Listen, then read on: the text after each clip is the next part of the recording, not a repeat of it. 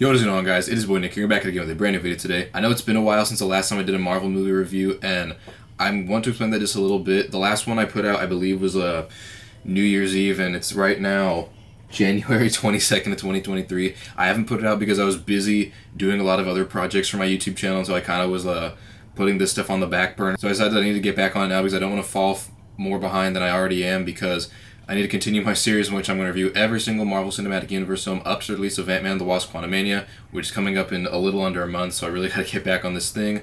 There was just I was just busy with other projects, which is the main thing, and there was also some other technical difficulties that I'll explain more in another video. But with that out of the way, we're just going to get into the movie review for Guardians of the Galaxy Volume 2, which is the third movie in Phase 3. So Guardians of the Galaxy Volume 2, once again, was directed by James Gunn, and it has pretty much all of our returning cast with Chris Pratt, Zoe Saldana, Dave Bautista, Michael Rooker, Bradley Cooper, and Vin Diesel. The returning cast is still great. They also have great chemistry with one another. And the character dynamic this time around is, in some ways, actually stronger than the previous one. And the cast still gets along really well together, and they still do a great job, and all their timing and delivery for everything is great. So we have a great returning cast. Michael Rooker, who plays Yondu, is, in my opinion, even better this time around than he was in the first movie. They kind of give him more to do in this movie, and I think his acting in this movie is actually very good. Michael Rooker, when you meet him as Yondu in the first one, you kind of don't like him, you kind of don't trust him, but you know that there's like some good qualities about him. And in this one, he's a lot more likable because you kind of get to learn a little bit more about him. And it's just a great dynamic, and Michael Rooker plays the character very well. Dave Bautista also has more to do this time around as Drax. Now, what's really weird is that Drax in the first one was a lot more of a tough, kind of macho guy, and in this one, he's still kind of that guy, but he's a lot funnier than he was in the original one. He's way like goofier and sillier, and it kind of just seems like Drax decided to let himself go in a certain way. And he's not mentally incompetent or anything, but he's infinitely a lot more jokier than he was in the first one. And I think for Drax it actually works pretty well. I think Dave Bautista's very funny in the role, and he's still got that badass persona that you really like about Drax. I think Dave Bautista does a really good job as Drax with this kind of new change in the movie. One of the biggest things that was a huge kind of like skeptical thing I had for Guardians 2 when it came out was the idea for Baby Groot. This time around, though, Baby Groot actually still had what was so great about adult Groot, and they just kept all that stuff, but they made him a baby because he's being reborn as a plant as he was terminated in the first one. But yeah, and the whole Baby Groot thing could have really just been like a marketing dynamic or something like that, but they actually pull it off really well. He's very funny, but he's still very lovable, and like all the stuff you love about Groot in the first one is still present in Baby Groot, so I thought they executed that pretty well. Another huge standout performance here is from Kurt Russell as Ego. Now, I don't want to go too deep into the movie, but Kurt Russell does a really good job as Ego. I think the dynamic between him and Chris Pratt is very good. I think the two of them do a great job on screen together. And he makes for a much more memorable antagonist than Ronan did. And that's where saying something, because that was really like the one big flaw I had with Guardians of the Galaxy Volume 1, is that Ronan was not very memorable. Ego is much more memorable, so that was one thing that this movie did a lot better than the first one. And I apologize, I do not know how to say this name, but I will put it on screen somewhere. The actress who plays Mantis, I think she's a nice addition as this character. We don't meet Mantis in the first one, we meet her in this one.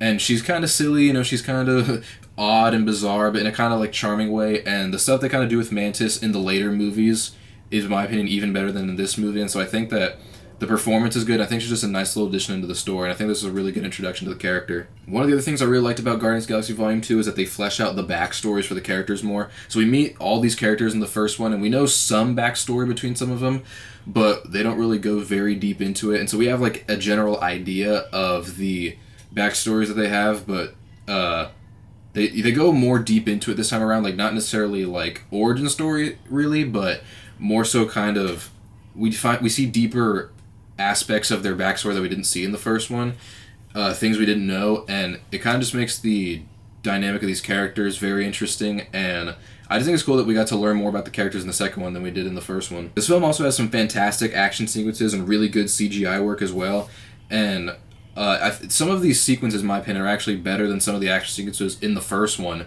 The first Guardians of the Galaxy is a great movie, and I really enjoyed the action sequences and the CGI visuals in that one.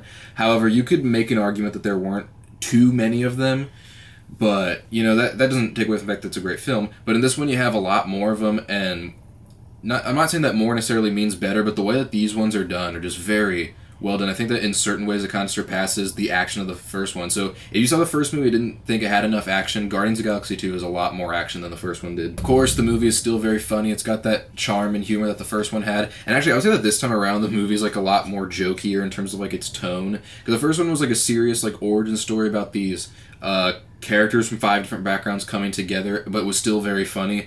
This one, because we know they allow themselves to be a little bit more funny. It's a very laugh out loud kind of movie.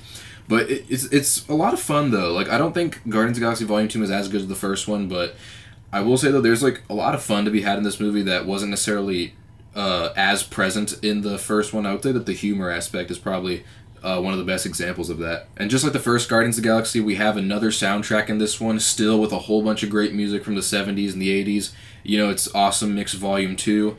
And even though, like, the songs in this one are different from the first one, it's still great music, and they really do a good job at picking the kind of songs for these kind of movies. So prop to James Gunn and the team that decided to make the soundtrack for this movie. And as I've kind of talked in some detail here before, we have some great character dynamics, and I probably don't need to go too deep into them as I've kind of explained some of it thus far into the review, but the character dynamics between this movie, there's some of it that you see in the original one, and there's also some that's very different, but it adds a lot more like interest and depth to the characters, in my opinion. I feel like they just do it in a way that's very well executed. Now, although I do really like Guardians of the Galaxy Volume 2, unfortunately there are some flaws, so we're going to get into that right now. Some of the humor in this movie, even though I do really like the humor, feels mean-spirited. And mean-spirited humor isn't necessarily a bad thing, it's just that not all of it lands in this movie. There's some moments where I think the mean-spirited humor is pretty funny, but there's also some moments where it feels like a bit much, or like they didn't really like time it well enough, so that can be a bit of a struggle with this movie sometimes, that the mean-spirited humor doesn't always land. Another kind of issue with this movie is that there's a lot of different plot points going on, like not like a Spider-Man 3 level, but we have like, I think like 2 or 3, about like 3 main plot lines going on at the same time, and even though I feel like it balances the story pretty well, it balances it in a way that feels very tonally inconsistent, because you have certain aspects of the story that are very serious, and then you have other aspects of the story that are a lot more, like, they're serious, but they're also, like, very, like, humorous and funny at the same time. And so to kind of balance the two is a bit hard. And even though I feel like this movie does it fairly well, there's, times where the tone of the movie feels very inconsistent. And so when you're jumping from, like, a funny scene to a serious scene to a kind of funny, serious scene, with like no really like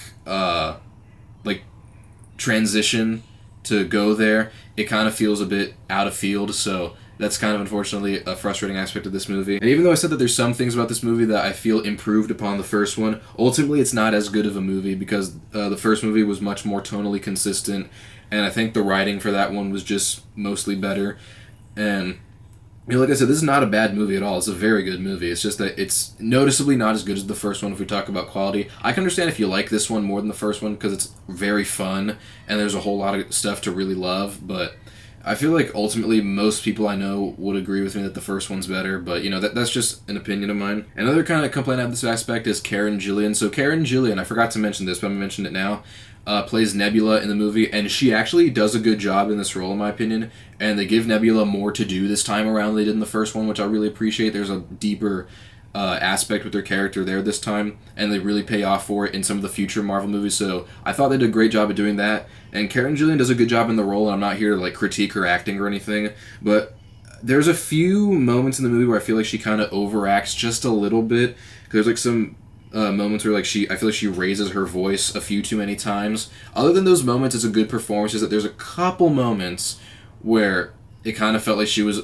overacting just a little bit. I was like, okay, yeah, I can tell you're like trying really hard to push this kind of emotion. It doesn't feel as natural. Not bad at all. Just a few moments where I feel like she was overacting, and that's kind of it. Yeah. So overall, I don't think Guardians of the Galaxy Volume 2 is as good as the first Guardians of the Galaxy, but it's still a very good movie, and I highly recommend checking it out if you haven't seen it. I'm going to give it an overall rating of an 8.5 out of 10. It's a very fun, very entertaining movie, and I'm going to give it an overall grade of a B+. So that was my review of Guardians of the Galaxy Volume 2. Make sure that you tune into my channel in just a few more days to watch my review of the next movie in the Marvel Cinematic Universe, Spider-Man Homecoming. Hope you guys enjoyed the video. Make sure that you hit the like button, hit the subscribe, hit the notification bell, leave a comment down below letting me know what you thought, and yeah, it's been it.